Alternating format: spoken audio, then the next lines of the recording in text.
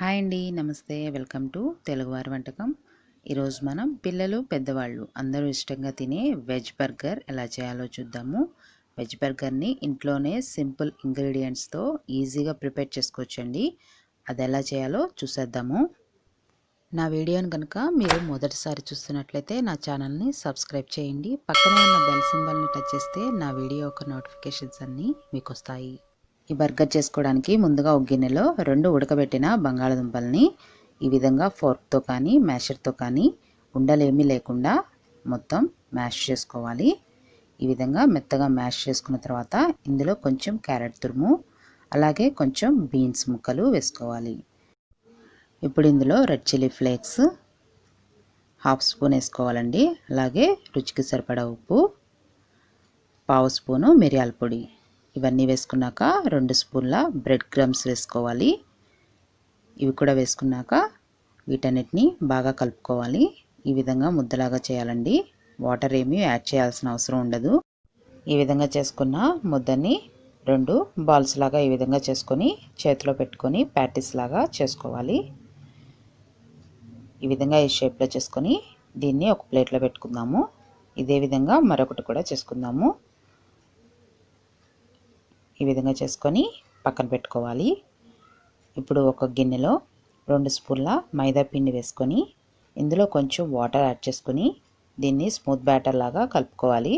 మరీ పలుచగా కాకుండా మరీ థిక్గా కాకుండా ఇలా కలుపుకొని పక్కన పెట్టుకోవాలి.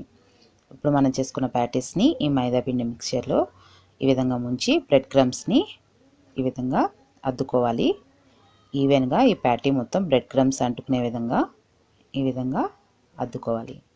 ఇదే విధంగా రెండో ప్యాటీని కూడా చేసుకోవాలి. ఈ విధంగా చేసుకోవాలి. ఇప్పుడు స్టవ్ వెలిగించుకొని ప్యాన్ పెట్టుకొని 4 స్పూన్ల ఆయిల్ వేసుకొని ఈ ప్యాటీస్ని షాలో ఫ్రై చేసుకోవాలి. వీటిని 1 నిమిషం పాటు ఈ విధంగా ఆయిల్లో ఫ్రై అయిన తర్వాత వీటిని మరొక వైపు తిప్పుకోవాలి. ఈ విధంగా తిప్పుకున్నాక ఇటు సైడ్ కూడా మరొక 2 నిమిషాలు కాలనిస్తే ప్యాటీస్ ఈవెన్గా ఫ్రై అవుతాయండి. వీటిని ఒక ప్లేట్లోకి తీసేసుకుందాము. ఇప్పుడు 2 బర్గర్ బన్స్ తీసుకొని వీటిని ఈ విధంగా మధ్య కట్ చేసి పెట్టుకోవాలి. ప్యాన్లో 1 స్పూన్ బటర్ వేసుకొని అది మెల్ట్ అయిన తర్వాత ఈ బన్స్ని ఫ్రై చేసుకోవాలి. మరి ఎక్కువసేపు చేయక్కర్లేదండి, కొంచెం ఫ్రై అయితే సరిపోతుంది. ఈ విధంగా కొంచెం వేడైన తర్వాత వీటిని తీసేసుకోవాలి.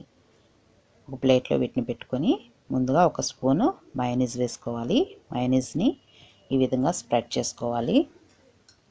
తర్వాత దీని మీద లెట్యూస్ పెట్టుకోవాలి. ఐస్బర్గ్ లెట్యూస్ అండి ఇవి.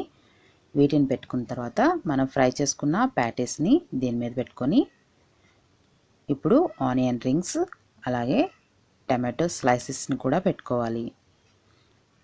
వీటన్నిటిని పెట్టుకున్నాక దీని మీద టమాటో కెచప్ వేసుకోవాలి. ఈ విధంగా టమాటో కెచప్ స్ప్రెడ్ చేసుకొని ఈ బన్ని ఈ విధంగా క్లోజ్ చేస్తే బర్గర్ రెడీ అయిపోతుందండి. అందరికీ ఇష్టమైన వెజ్ బర్గర్ ఈజీగా ప్రిపేర్ చేసుకోవచ్చండి. నా వీడియో కనుక మీకు నచ్చినట్లయితే లైక్ చేయండి, షేర్ చేయండి, సబ్స్క్రైబ్ చేయండి.